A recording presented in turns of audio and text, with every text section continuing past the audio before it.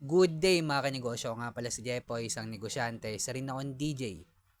Happy New Year sa inyo mga kanegosyo at naway masagana ang bagong taon natin lahat mga negosyante. MTB mga kanegosyo, permanent close na rin mga kanegosyo. Since 1981 to 2025 mga kanegosyo, ilang dekada din sila na mayagpag. Anong dahilan? Hindi na nila na-convert through iTunes, through Spotify, yung platform nila. Hindi nila na-convert sa Red App or sa Blue App. Mga kanegosyo, aminin natin ngayon, karamihan ng kabataan hindi na masyado nanonood sa TV. Aminin natin yung generation ngayon, more on nakababad na sa Red App or Blue App. Dito sa TikTok, hindi na sila ganong nanonood ng mga karamihan na lang yung mga matatanda. Kahit akong millennials mga kanegosyo, hindi na rin ako masyado nanonood ng TV. At isa yan sa mga dahilan kung bakit din nag-close yung MTV. Para siyang Nokia mga kanegosyo, hindi na siya nakasabay sa touchscreen na cellphone. Ganon ko siya hinahambing mga kanegosyo. Pero, kwento ko lang, ito yung kapag kabataan naming mga millennials, dito namin napapanood yung mga favorite song namin, favorite hip-hop, R&B song namin na music video sa MTV mga kanegosyo. Naalala ko pa, Channel 41 pa to nung kabataan ko. At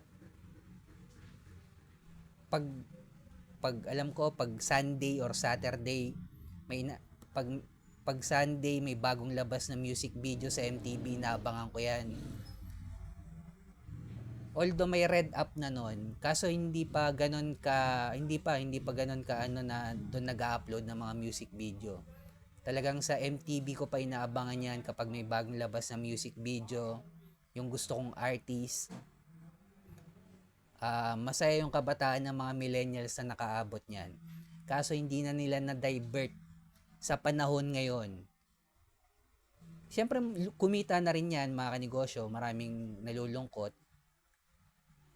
Di rin natin alam yung mga namamayagpag na mga blue up ngayon, yung red up. Baka after ilang dekada mawala din yan kasi may mga bagong uusbong na naman na platform para sa mga bagong generation ngayon. Kaya yun lang mga kanegosyo na bilang negosyante, kailangan din natin mag-adapt sa nangyayari ngayon. Lalo na kung gusto mo pang, halimbawa kung magsisimula kang magnegosyo, kung kukuha ka ng pwesto, nako mga kanegosyo, simulan mo online dahil hindi na applicable kumuha ng pwesto ngayon, kahit service pa yan mga kanegosyo. Ganon din sa MTV, kailangan na nating mag-adapt original content ng labanan ngayon mga kanegosyo. Yan na po ang labanan ngayon, lalo na ngayong darating na 2026 mga kanegosyo.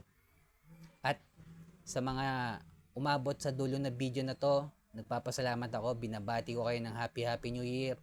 At magkita-kita pa rin tayo next year sa mga susunod kong content na i-upload.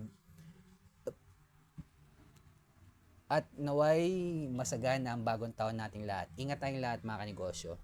Peace. Happy New Year.